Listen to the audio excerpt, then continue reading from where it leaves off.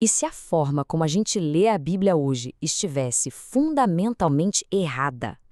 Nesta análise, vamos mergulhar em como a história da leitura foi capaz de transformar esse texto tão antigo. Porque, no fim das contas, o método de leitura não apenas interpreta o livro, ele praticamente o cria. Vamos lá?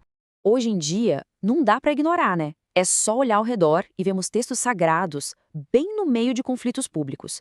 As escrituras são citadas para justificar de tudo, desde posições políticas até atos de violência.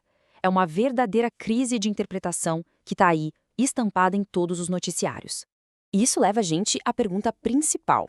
Essa abordagem tão literal e que às vezes gera tanto conflito foi sempre o padrão? A história nos mostra que não. Na verdade, essa é uma ideia bem recente. Então, vamos começar quebrando um mito muito forte, o da leitura literal. Sabe, aquela noção de que a Bíblia deve ser lida como se fosse um manual de instruções ou um livro de história com uma precisão factual absoluta?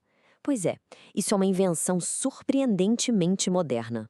E o contraste aqui é gritante. A leitura moderna busca o fato, a precisão, o significado correto e único.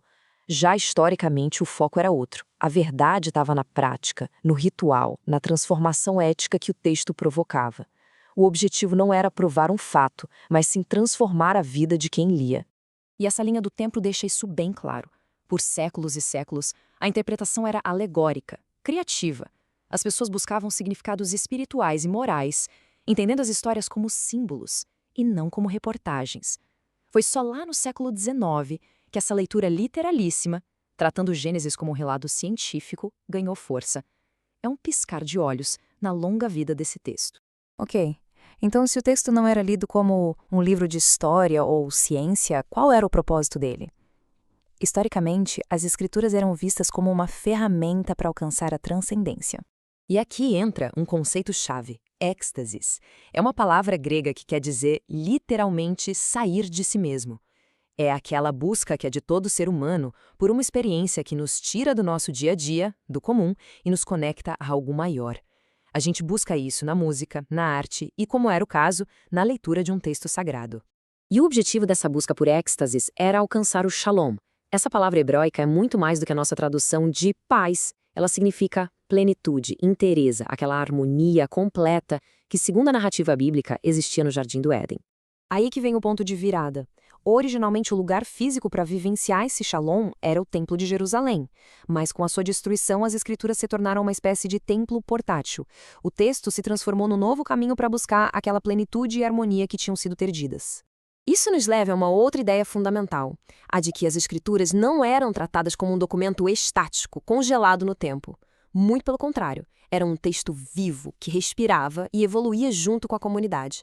E olha só como isso acontecia na prática. O texto começou sendo falado, proclamado. Ele se tornou sagrado pelo uso nos rituais. Cada nova geração encontrava ali significados que respondiam aos seus próprios desafios. E o mais surpreendente, os editores finais não tiveram medo da contradição. Eles colocaram visões opostas lado a lado, convidando ao debate em vez de impor uma única verdade. O que isso significa, no fundo? Que a revelação não era vista como um evento que aconteceu uma vez lá atrás e pronto, acabou. Era um processo contínuo. A tarefa de cada geração era justamente fazer a palavra de Deus se tornar audível de novo, de uma forma relevante para o seu próprio tempo. Bom, e o que tudo isso significa para os dias de hoje? Vamos tentar resumir esses princípios históricos e ver como eles podem, talvez, mudar a nossa forma de enxergar esses textos. Dá pra gente tirar 3 grandes princípios daqui. Primeiro, a compaixão é o teste de fogo. Uma interpretação que gera ódio ou desprezo está, por definição, errada. Segundo, buscar unidade nos paradoxos. Conectar textos diferentes para ter um vislumbre de uma totalidade maior.